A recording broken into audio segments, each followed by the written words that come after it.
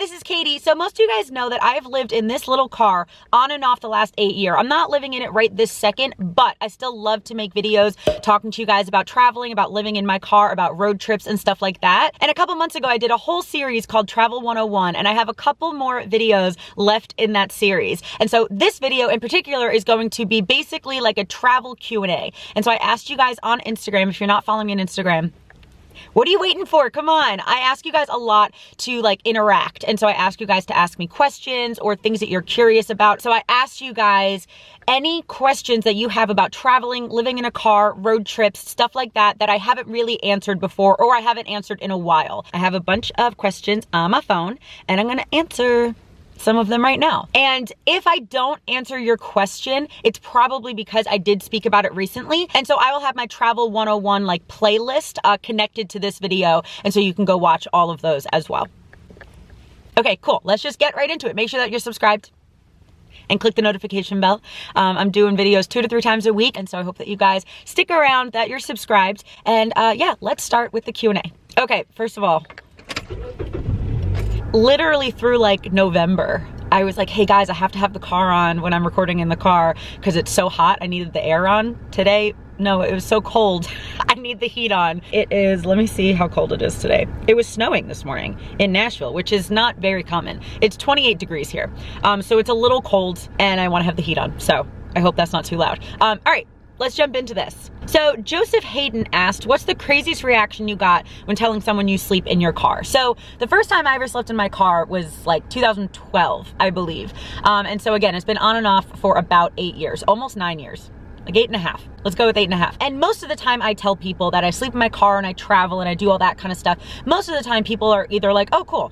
I like road trips, you know, they're either positive or neutral about it. But every once in a while, I'll get someone who thinks it's so weird and so dumb and like they almost like think negatively about it. But you know, not everyone is going to understand your lifestyle, especially when it's something that's a little atypical, like living in a car or being on really long road trips and stuff like that. A lot of people don't understand that because it's not their lifestyle. And so they innately want to think it's negative because maybe it's something they would never do. But that does not mean it's negative just because you wouldn't do it. Is that my car? Is that a weed whacker? Definitely not my car. Oh, it's a leaf blower. I picked a really good time to record. I'm glad it wasn't my car. Has your car ever made that noise where it kind of sounded like a leaf blower? Mine's made that noise once or twice. I'm glad it's not my car, but let's see how long that lasts. Wait, can I turn my car back on now? I only turned it off to see if that noise was my car, but it was not. It was a leaf blower and I can't really hear it anymore. So let's keep going. All right, Jaded Girl asked, what do you do when you're sick? So I see this as kind of like 2 different questions. Number 1 is kind of like, what do you do when your stomach's sick? And number 2, what do you do when like you think you have the flu or something? So what to do when your stomach's sick? So I mean more of like an acute type of sickness. I have a lot of digestive issues, so I do get stomach sick semi-often. I just make sure that I'm parked near a bathroom. So if it's during the day, I make sure to be near a Target or a TJ Maxx or a mall or something like that. And when it's at night, 9 times out of 10 anyway, I'm sleeping at a truck stop. And one of the reasons that I love sleeping at truck stops is because they have a bathroom that's open 24/7. And so if you get sick in the middle of the night or something, you can walk in, use the bathroom, and then you can come back to the car. It's not ideal, you know, but it's not ideal to be sick anywhere. So if you have like a stomach sickness or something, just make sure that you're near bathrooms. And a lot of places have public bathrooms. Grocery stores, big gas stations. You know, what I like about Target and Walmart is that generally the bathroom is in the front. TJ Maxx and stuff and like Marshalls and stuff, usually it's in the back. So that's something handy to know. Yeah, so that's really what I do. Just make sure that I'm near a bathroom. But if I feel like I have bronchitis or strep or something where I might need to actually see a doctor, I might need an antibiotic or something like that, I go to urgent care. It's obviously better if you have health insurance because it'll be cheaper, but they will still see you and just charge you, you know, a little bit of money if you don't have health insurance. I do have health insurance right now. You can get health insurance if you have a residency anywhere. And since my residency is technically still my mom's in New York, I have health insurance through her address and it's technically New York health insurance. For emergencies, it'll work everywhere else. So if I do need to go to urgent care or the ER or something, it will cover that. But if I just need to go for a checkup or something, I will just make sure to do that in the state that my health insurance is in. Some health insurance is all across the country. The one that I just happen to have right now is just New York. But since I'm in Nashville right now, right this second, I'm in Nashville. fill. If I don't feel well, I'll just go to urgent care and my insurance will still cover that. And so that's kind of what I do when I'm sick. And then if you're talking about like day to day, like if you're sick, what do? I lie down in the car. I put the seat back, I lie down, I watch YouTube. You know, it's not ideal. If I'm really, really sick, I might, you know, get a hotel or, you know, see if I have a friend there that I can crash on their couch or something if I like really, really feel like that level of awful. But most of the time I just hang out in the car and just kind of rest a little bit, you know, drink your fluids, take your vitamin C, all that kind of stuff, and just watch YouTube on my phone.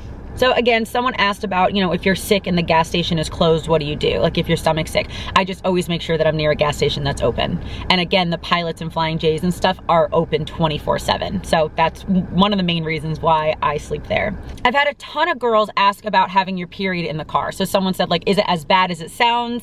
Someone said like, how do you handle it? Stuff like that. I got that question quite a few times. And I think that that just kind of depends how bad your period is anyway. And so if you have a really, really bad period when you're living in a house, yeah, it might be a little bit more difficult in the car because, you know, you don't have as much room to like stretch out or to curl up or whatever. But if, you know, you have a little bit of an easier period or a lighter period, or you don't have as much cramps, or you don't have as much pain, as many cramps, if you're not in a lot of pain, you know, it probably won't be really something that really phases you in the car. But just always make sure that you're near a bathroom. Just always make sure that you know where a shower is. And then also make sure that you have, you know, the baby wipes and stuff with you. They have special like girl wipes. They have baby wipes, they have shower wipes, all that kind of stuff that you can use, you know, if you have an accident or anything like that in the car. And, you know, just be a little extra prepared, you know, have more tampons and pads than you think you need in the car with you. But for me personally, I've never had like a huge issue with that. Again, I always know where bathrooms are and I always know where showers are, and I always have like a million baby wipes literally right here. If, you know, if anything ever happened and I needed them. But again, if you have it really, really bad, yeah, it might be a little bit harder in the car, but I can't speak for that. So if you're someone who has been on road trips or you sleep in your car, and you have maybe more difficult periods and you want to let us know in the comments, just because I did get that question a lot. So I'm curious if anyone else just has a different experience than I do, because I've never really had any struggles or anything with that. Okay, so Carissa asked, what do you do if you're running out of gas and there's no gas stations? I always, especially when I'm on the road, especially when I don't really know where I am or it's in like a wide open space, I don't really let my gas tank go below like a third of a tank. But you know, like if you're in a city or you're in your hometown, you kind of know where all the gas stations are and there's a ton of options and you can almost get to where your gas light's blinking and you're fine. But if you don't know where you are, if you're in the middle of nowhere, if you're on a big stretch of land, if you're in a state you've never been to, anything like that, do not let your gas tank go below like a third of a tank. Just don't do it, because then you won't have to worry ever about running out of gas. And when you're in a place that you don't really know, there are gas station apps that you can just look like, okay, here's a gas station here, the next one's in 30 miles, the next one's in 100 miles. If you're like in the middle of nowhere, that might happen sometimes. So just check. Just check while you're on the road. I mean, not while you're driving, but like pull over, or when you're at a gas station, check, okay, when's the next one? You know, when do I have to get gas again? And just make sure you know your car, you know how long you can go in your car. My car, again, if we're talking about you're really in the middle of nowhere, there's not a lot of options for gas, I might only go like 2.5 hours with driving. But if I'm going through cities, or if I'm on the East Coast, especially because there's just a ton more towns and ton more gas stations, I might be able to go 4 hours, you know? But just know your car, map out a little bit where gas stations are, and just do not let your car go very low in terms of gas. Johnny asked, how do you control the temperature in your car during the night, in the winter and the summer? So I do not sleep with my car on, and I don't really recommend that if you're like in a regular car to sleep with your car on. I'm kind of like a bird. If I'm sleeping in my car, I generally go north in the summer and I go south in the winter. There are definitely times where I sleep where it's really, really hot, and definitely where I sleep where it's really, really cold, but since I'm kind of like a bird, more nights are a little bit more mild. And so I'm okay with, you know, some blankets, some comfy pajamas, and I'm just good. When it's really, really hot, I have a fan. And then I have another spray fan, so it's a fan with water in it. That's kind of how I keep cool. You can also put ice, you can get ice from a gas station or something, put it in a baggie, put it in a cup, whatever, and like put it on your feet, behind your knees, or in your hands, or behind your neck to keep yourself cool. There's also like those like emergency ice packs and stuff that you can use if you get too hot. And then you can also obviously crack a window and stuff like that. I really only need to do any of those things I just mentioned when it's above about 69 degrees outside, because when it's in the 60s outside, it's usually okay. Sometimes it's a little warm, but it's usually okay. 50s and low 60s are probably my favorite to sleep. I'd rather sleep when it's a little cold, but also I know being, you know, 62 sounds really, really cold, but my car, I don't know about your car, but my car retains heat pretty well. And so if it's like 62 out, it's pretty warm in my car. Like it's pretty good. When it's in the 50s, it's still pretty good. I like to sleep cold though, because I get warmer easier. Like I get really, really warm when I sleep. And so I'd rather sleep when it's a little bit cold than sleep when it's warm. So some precautions that I take when it's really, really cold out is I have a 0-degree sleeping bag. And so that will keep you warm at about 30 or so degrees, but it'll keep you alive at 0. So I have that, you know, get some thermal socks, get some heat packs, and put a beanie on your head. Cover up as much as you can, not your mouth, obviously, because you gotta breathe when you're sleeping. But there have been times in the car where I've woken up in the middle of the night and I've had to turn the air on, or I've had to turn the heat on, and I'll do that maybe for a couple minutes. Just don't try to fall asleep with that on. But if it's a necessity, if it's like, oh my gosh, I am so cold, turn the heat on for, you know, 10 minutes or whatever, and just stay awake with it. So Kara asked, this is a really good question. How do you personally make your car homey? Like, how do you make it feel like home? And so I would say the biggest part probably is the roof of my car, which I know that you guys have seen potentially before, but I'm gonna show you right now and like explain it a little bit. I'm gonna have to lean back, so hold on. Okay, so if you guys didn't know, I basically have the roof of my car as like my fridge. So I have all these patches from places I've been, and I have a bunch of pins as well. And I feel like this to me makes it like homey, you know? If you want me to make a whole video about this, I can, because all of my experiences here could probably be one video. But for right now, I'll just show you like a couple of my favorites. This is probably one of my favorite pins. It says I Heart Mondays. I got this at like a little vintage antique store, but I just think it's so important to love every day. You know, so many people dislike Mondays because they hate their job or they're dreading working or anything like that. But I think it's so important to love every day and not just to love the days that you have off, you know? And so I really, really like that one a lot. I love all my little Grand Teton ones and my Yellowstone ones. Grand Teton National Park, this is Coulter Bay. That's my favorite part of the Grand Tetons. But I have so many more stories about all these things. So maybe that actually would be a good video. I think that might be fun. But yeah, this is kind of what makes my car feel homey. And I always have snacks. I feel like that makes my car feel really homey. I always have snacks. Okay, a couple more questions. So Rambling with Ruth asked a really good question. She said, how do you plan the route when you're going to places that you haven't been before? So if you're specifically talking about, I want to go to Mount Rushmore and I'm currently in Omaha, how am I gonna get there? I just look at Apple Maps. I still use Apple Maps on my phone. I really like it. A lot of people hate it. I don't really know why. I think it like doesn't work for some people or something. I don't know, but it always works for me fine. And Apple Maps will literally show you usually an option of like 2 to 3 routes to get from point A to point B. And if you're just going straight shot, then you can just pick, you know, the quickest one or the one that seems most interesting to you or the one that you've never done before. But if you also know, well, also in between, I want to stop at this place and also this place. If you really want to do like a multi-point one, you could either just go from wherever, what did I say, Omaha? From Omaha to like the first stop, or you could go on Google Maps. I don't know if it's the same on Google Maps on the phone app. I don't know. You can let me know, but I know like actual Google Maps, and it's easiest for me on a computer so you can see like a bigger map. You can literally say, I want to go from New York to LA, and I want to go to DC, I want to go to Omaha, I want to go to Bozeman, and I want to go to Portland, and then I want to go to LA. You can map it out that way. And then again, you can still kind of see your route and just kind of decide. Honestly, a lot of it for me is just deciding, oh, well, I've never been on that route before, so I'm going to take that one. Or, oh, I've taken that route before and I know it's safe, so I'm going to take that one. Or that one's the quickest and I don't really feel like stopping in between, so I'm gonna take that one. Just kind of depends how I feel on that day and what I want to be doing. So Reese asked, when you chill in the car all day because you don't want to go anywhere, what keeps you busy? That's a really, really good question. I think someone asked a similar question too. I'm like, what do you do all day? YouTube, Netflix, Hulu on my phone. And I feel like now, again, since I haven't really been traveling last year, so I have traveled a little bit, but not as much. My sticker books, I would probably do my sticker books. Which I've talked about in a couple of videos recently. It's like my newest favorite hobby. I'd probably do some crocheting. I would read, probably. I might get a little like Game Boy or something to play some little games. I have a Tamagotchi. I would play with my Tamagotchi. Maybe I would, you know, tidy up the car or something. Maybe I would FaceTime a family member or a friend. I'm trying to think what else I would particularly do if I was just like, oh, I don't really want to do anything today. Probably those things. Probably those things. But if I do want to do things during the day, but I'm just kind of really in the middle of nowhere, you know, go for a walk, find a new restaurant, find a new store to walk around in, walk around a trusty Target or something and go explore. You know, you can always Google like fun things to do in Austin for free. And you know, they'll probably show you parks or free museums or whatever. I don't really exactly know what's open, obviously, so you have to Google that. But just, you know, some like fun little places around town, or you can just walk around downtown of any place. I like doing that. I think that's fun, just to explore what their downtown is like. And if you have the chance to talk to a local, see what they would recommend for you to do, because that's a really cool way to understand just what the locals like to do. You know, ask them. Someone asked, this is a really good question, and I've gotten this question before, but I'm gonna answer. Is dating difficult on the road? I actually think I got that potentially more than once. Is dating difficult on the road? I think dating is difficult in general.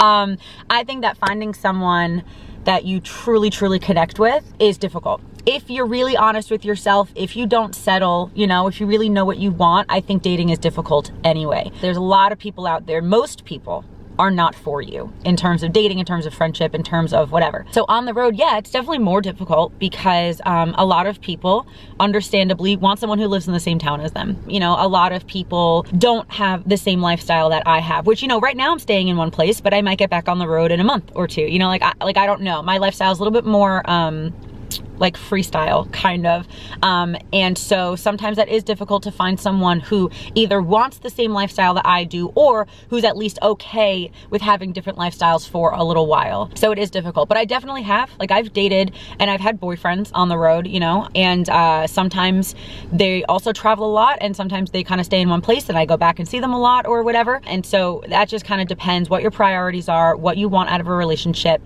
what you expect out of a relationship, which kind of means like how you want to be treated, you know? And yeah, just finding someone that you're compatible with, and who, even if, you know, they don't have the same lifestyle as you or something, that maybe they're open to it. Or it's almost similar-ish to if there's someone who lives in LA and there's someone who lives in New York and they're dating long distance. It's kind of, is one of them potentially willing to move, or are you both willing to move at some point in the future, you know, stuff like that.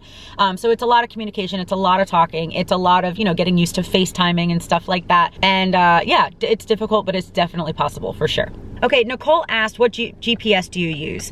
So I just use Apple Maps on my phone. I know a lot of people use Google Maps. I know a lot of people use Waze. I just use Apple Maps. And what I do, especially when I'm going through a place I don't really know, or I'm going through a place where I know I might lose reception, because that is definitely a possibility, especially in like the mountain areas, like Montana, the Dakotas, Wyoming, all around there. You could really lose service anywhere, but it's a little bit more common. I have Verizon. It's a little bit more common in places like that for you to lose service for a little while. What I always do is, even if I don't exactly know where I'm going, but I have a general idea. So say I'm going from, you know, Bozeman to St. Louis, okay? I map it out on my phone and I look at the map and I take a screenshot. And then I look at the step-by-step written out directions and I take a screenshot, because you might lose service and you don't want to lose service and not know where you're going. So if you always want to keep a map in the car as well, that might be helpful for you. But I always make sure that I have a screenshot of my directions, especially if I know I might lose service. But also really just to go anywhere that is new or that I've never really been before, because again, you might lose service and you don't know. And then if you lose service, you can't use the maps on your phone. So just take a screenshot and then you'll have it as a picture, and you can always look at your pictures even if you don't have service. Oh, Hannah asked, what do you do in a storm? I get scared and you just, you know, you deal with it. But I get a little bit scared. I actually drove through a storm semi-recently when it was like pouring, like you could not see outside. And then sometimes I've slept where it's been hailing and it's really, really loud on the roof, that you just, you know, you just kind of deal with it. You just be really, really aware of what you're doing. You know, have all the safety precautions that you know, have food, have water, make sure that you have gas in your car, stuff like that. And, you know, just be as careful as you can. And if it's a really bad storm and you're scared, you know, you can go into a building or something, but generally being in your car is pretty safe. It might just be loud and scary. But if you need to pull over, pull over. Like, don't just drive through a storm, you know, just because you think you have to get somewhere quicker if you don't feel safe doing it. You know, like when you're living in a car, when you're traveling, when you're on a road trip, especially by yourself, you need to take so many safety precautions that you just might not think about when you're not doing it, when you're not on the road. And so if you're driving through a storm and you feel scared and you don't trust yourself driving, or you don't trust the other drivers, pull over. Pull over until it eases up a little bit. Okay, so the last question that I'm gonna answer is, do you ever feel homesick on the road? I think that kind of depends what you mean by homesick, because the road feels like my home. So like I definitely miss people, I miss my family, I miss my friends, and I will, you know, maybe miss certain places, and I might miss, you know, certain restaurants or certain beaches or mountains or whatever. Usually more mountains over beaches, but you know what I mean. I might miss certain things and certain people, but I don't necessarily get homesick because I feel like the road is my home. I feel like my car is my home. And you know, sometimes when I'm on the road, having a kitchen and a couch to sleep on and stuff does sound nice, but I wouldn't even necessarily say that's homesick. I don't really know if I feel homesick. I think I feel homesick for my family, you know, because family's your home. But in terms of like a place, I think I miss places sometimes, but I don't know if I feel homesick. I'm not sure. I'm honestly not really sure because I think my car has been my home for so long that sometimes when I'm in a house for too long, I miss my car. I think that's kind of how it is. But I definitely miss people. I definitely miss places. And sometimes I do, you know, long for, you know, hanging out on the couch, watching TV with my mom, or, you know, playing music with my dad or stuff like that, for sure. But I love my car. My car is my little house. All right, that's gonna be it for this video. Thank you guys so much for watching. I hope that you enjoyed this little travel Q&A. I might do one more, and then I might do 1 or 2 more travel 101, living in a car, sleeping in a car, road trip video in this series. And then we're gonna, you know, find some new series to do, find some new videos to do. I am posting 2 to 3 times a week now, so I really hope that you are subscribed and that you're following me on Instagram as well. And again, thank you so much for being here with me, for following me here, and for being my friend. I really, really appreciate you guys. And that's gonna be it. Thanks again for watching, and I hope that you have a wonderful day. I love you, Jesus loves you, and I'll talk to you later. Bye.